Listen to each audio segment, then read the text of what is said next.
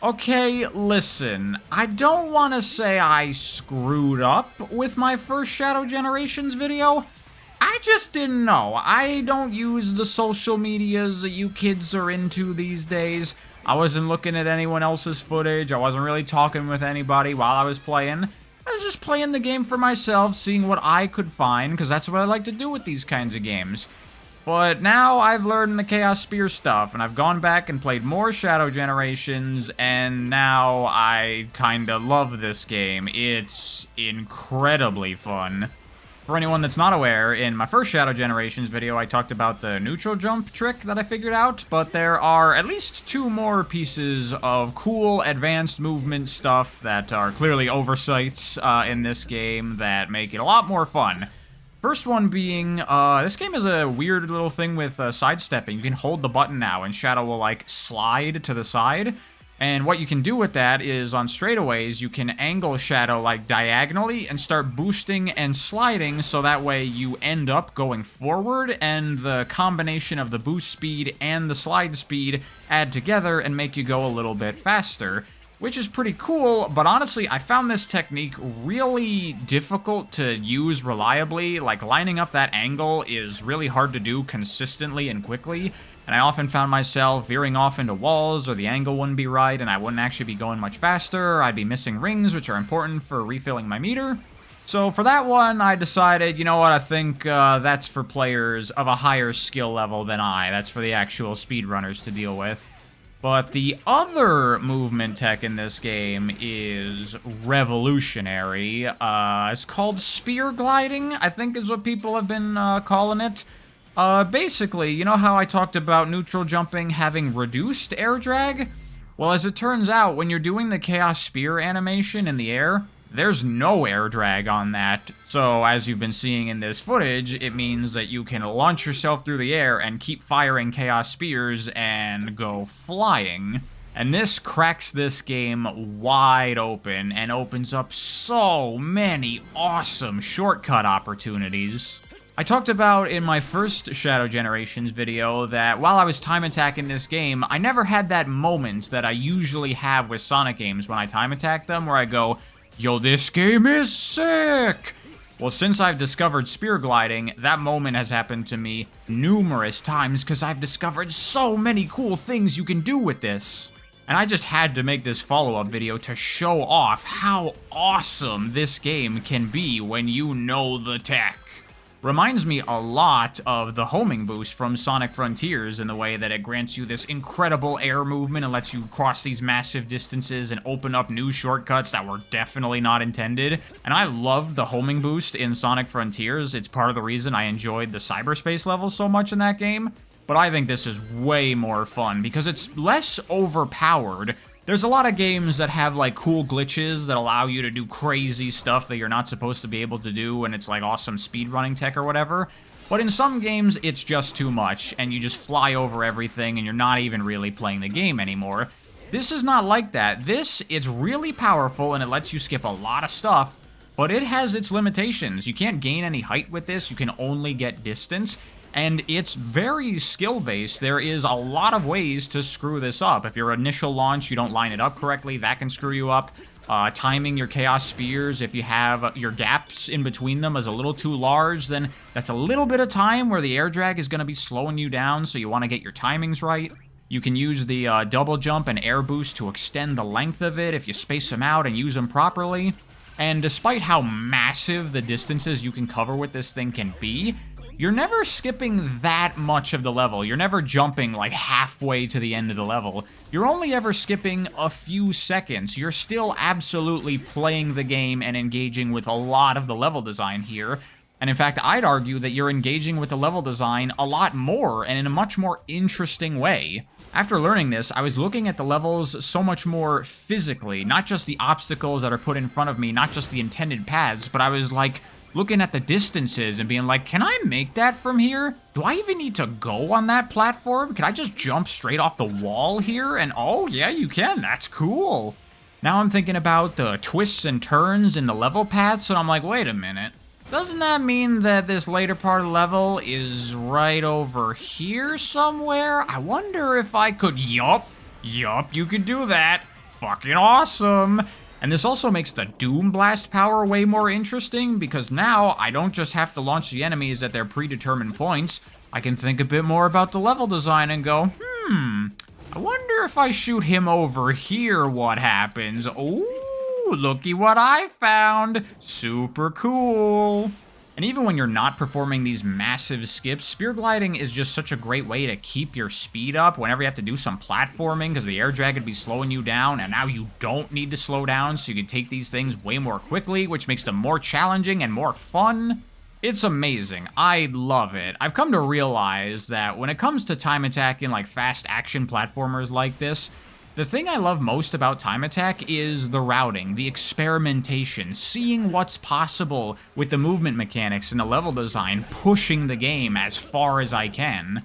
Anytime I'm running a level and I'm doing the same paths that I've practiced so far, but then I have this moment where I'm like, wait a minute, can I do this? Would that work? And I try it, maybe I fail a couple of times, but then I'm like, oh, you can do that. That is such a rush to me. It's so cool. And then you get the fun of developing your skills, practicing the level so you can land multiple of these massive shortcuts all in one go, and you pull it off and you feel so fucking awesome. That is what I was not getting from Shadow Generations before, but I am getting it now in spades with this game. Unfortunately, you can't use spear gliding in the 2D levels, as far as I can tell, because they have different physics. But that's okay, I still like the 2D levels in this game because they're a lot more dense with obstacles than the 3D levels are, so they just keep you active and have you doing a lot anyway, so they're still quite fun. But obviously now, I find the 3D levels to be quite a cut above, where I found them fairly equal before, and it's made me realize that, as I said in my last video, this game is pretty much just more of the same as far as the Boost Sonic games are concerned, and I stand by that. But what this game was lacking for me, really, was the thing that set it apart from other Boost games. All the previous Boost games had something unique to them that the other ones didn't. Unleashed has its absurd difficulty. Colors has its greater emphasis on platforming and its very interesting resource management, with much less boost meter to work with and wisps and how they play into that. It's pretty cool. Generations has phenomenal level design and the classic levels, which I really enjoy. Forces has... and Frontiers had the homing boost, which was really cool as well. And now Shadow Generations has its thing that sets it apart with this spear gliding stuff. So yeah, this has really upped this game in my mind. I've been playing it a lot more, having a lot more fun with it. And I also started doing something that I've been meaning to do in Sonic games for a while, but I just never got around to trying it, and I finally started doing it here in Shadow Generations. Kind of full game time attacks, the closest thing that I've ever come to actual speedrunning. Because I was thinking about the original Sonic games. Back in the day, there were no time attack modes, there was no restart options. The original intention behind those games was that if you screwed up and fell to a lower route, you weren't supposed to just restart and give it another try. You're supposed to go, darn, I'll get it next time, and keep going with your current playthrough. So I wanted to give that a go and try engaging with that originally intended experience and see what it had to offer, and I gotta say, it's real fun. As much as I enjoy time attacking games, it can admittedly sometimes feel a bit like a grind if you're working on one level for like over an hour, just playing it over and over and over and over, and sometimes you just get tired and you want to move on. But constantly switching levels as you play through the whole game, it keeps everything more fresh. It does mean you won't get as good as quickly because you're not dedicatedly practicing a specific thing until you have it right and drilling that muscle memory in so you got it. It takes longer because you're spreading that experience out across all the levels in the game at once. But you also get some extra variety in that now I have to live with my mistakes. If I screw up, I don't just hit the restart button, I keep going, which means now I'm playing the lower routes sometimes that I normally would never touch because the moment I fall down to one, start over. It's a really fun experience, and now I want to start doing it for other games. Which, by the way, the footage you're watching now is not me doing full game time attacks. I wasn't recording at the time, but I did stream it, so if you want to check the archive on my channel, it's a really fun time. And now it's making me think that Sonic games would do really well with adopting the Marathon mode from my favorite speedy 3D platformer, Cloud Built, which is basically a built-in speedrun mode where it just goes right from one level to the next. You never go through menus or anything. and it records your time across the whole playthrough of all of the levels instead of just one level individually. Kind of similar to the Egg Shuttle from Colors, but it had categories, and I imagine something like that in this. You could have like all levels, all 3D levels, all 2D levels, all bosses. Competing on leaderboards for that kind of thing would be really fun, and speedrunners would love it. Just cut down all the fat and just get to the gameplay. That'd be a cool thing. I'd like to see them implement something like that in a future Sonic game. The Egg Shuttle was already awesome as it was in Colors, and it's weird that they've never brought that back. And speaking of cutting the fat so you can get to the gameplay with these games, I've seen a lot of people complaining about the cutscenes that play in the middle of some of the levels when you do like the Black Doom Radical Highway transitions. And if you know me, you know that I am an impatient gamer, and normally I would absolutely be bitching about these things too. But I'm pretty sure that these cutscenes are to mask loading screens. I've noticed that my performance drops ever so slightly right at the beginning of all of these sequences, and all of these sequences happen right before a big level transition, either to Radical Highway or the one at Sunset Heights when you go underground. I think the cutscene with all the Death Egg robots is it loading the underground section of the level. I mean, this is a Switch game after all, so I get it. They have technical limitations that they're working with here, and I don't love having these big pauses in the middle of levels, but considering they didn't really have a choice about it, I'm not gonna complain. By the way, I'm sure you've noticed in this footage that I got a couple of mods on. The Sonic community has wasted no time modding this game, and I'm all here for it. As a matter of fact, in response to my last video where I complained about Chaos Control freezing the timer, there's now a mod that makes it so it doesn't do that, and this is another thing I think that's been making me enjoy the time attack of this game a lot more, because like I said in the last video, I really hated routing around Chaos Control, and now I'm not doing that. Now I get to just play the level rather than play the clock. I know some people do find it interesting how you have to route around the Chaos Control and incorporate enemies into your run and stuff, and I get it, there is some added depth there. But personally, I find it a lot more fun to, instead of do this boring homing attack chain, repeatedly pressing X, spear gliding over the gaps. That's a lot cooler to me. Does mean that I don't have a chance on the leaderboards, but whatever, man. As much as I think leaderboards are cool and give you some extra motivation to push yourself to just do a little bit better, I don't need that. I can just time attack for the fun of it, and I have been, and it's been great. And by now, I'm pretty sure it goes without saying that my verdict on Shadow Generations has changed quite a bit.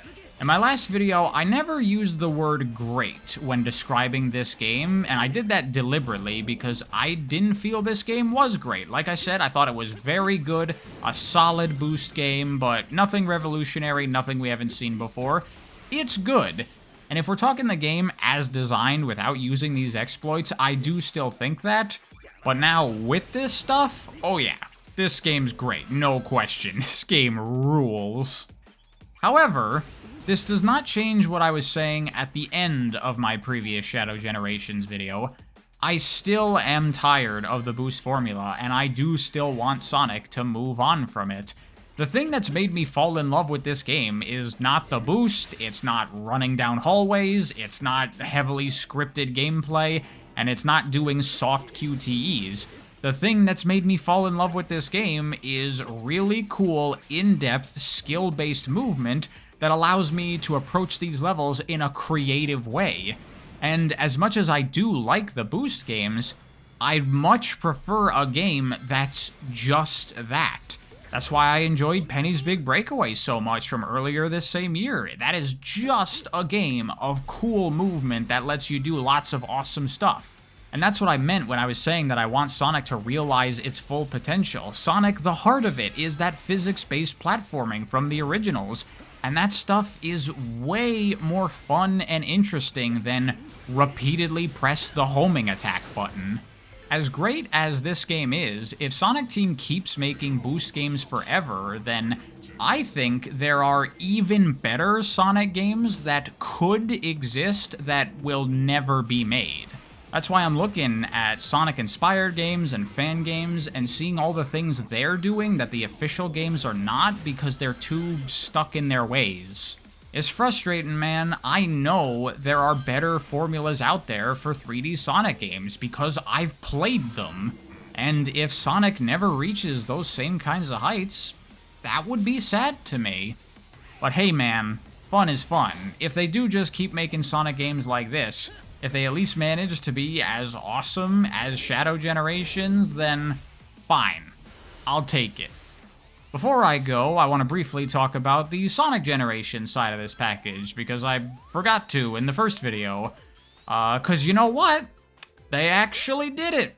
Sega has finally managed to produce a remaster of a Sonic game that's not horribly inferior to the previous version. I'd actually say that Sonic X Shadow is a perfectly fine way to play Sonic Generations. They didn't screw up the gameplay, they didn't screw up the visuals, they didn't make the game significantly buggier than it used to be. It's actually a very unexciting remaster to players like me who have played Generations so much, because it's really just Generations for the most part. Though it does have some problems. The drop dash that they've added is a bit underpowered for classic Sonic, and it's weirdly a skill sometimes. It's strange, and it's completely useless for modern Sonic. But at least with that, you can just ignore it, or more realistically, use the mod manager to disable it, or probably fix it, give it a couple of weeks. By the way, link in the description to all the mods I'm using in Shadow Generations. But a bit of a PSA here for a big issue I noticed with Sonic Generations when playing on PC.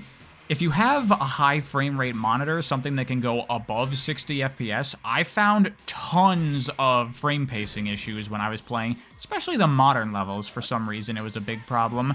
But I found setting my monitor's frame rate to 60 FPS totally solved that problem. So if you're gonna play Sonic Generations and you got a fast monitor, make sure to do that before going in. Anyway, that is Sonic X Shadow Generations. A solid freaking package. You know, I'm not too excited about the Sonic Generation side of it, but for people who have not played it before, it's one of the best freaking Sonic games ever, so I'm sure that's very exciting, and it's packaged together with this new Sonic game that's freaking awesome. I remember seeing back when Frontiers first came out that it had overwhelmingly positive reviews on Steam, and I was like, what? Are we all playing the same game? But now I'm seeing that again for Shadow Generations, and this time I'm like, yeah, that's absolutely deserved.